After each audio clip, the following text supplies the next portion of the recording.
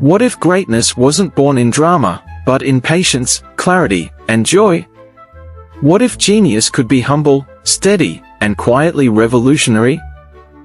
This was my legacy. I'm Joseph Haydn, the father of the symphony, whose music built the very foundations of the classical era. Born in 1732 in rural Austria, Haydn grew up in a modest family. His early life was far from glamorous. He sang in a choir, learned music by candlelight, and endured years of poverty. But his perseverance and discipline carried him forward, and eventually, he entered the service of the wealthy Esterházy family.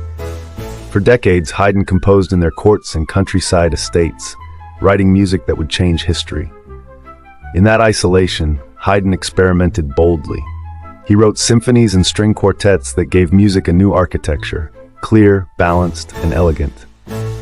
He earned the title Father of the Symphony not because he invented the form, but because he perfected it.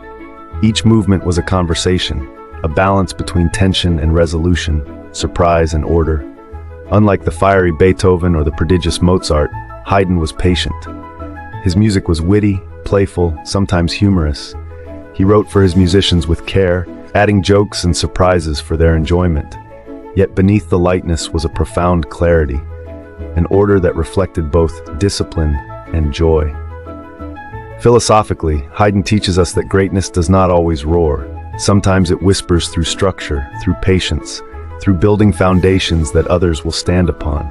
He reminds us that clarity itself can be a philosophy, that art can uplift not by overwhelming, but by giving harmony to life. By the end of his life, Haydn had composed over 100 symphonies, 68 string quartets, operas, oratorios, and masses. He became a mentor to Mozart and a model for Beethoven.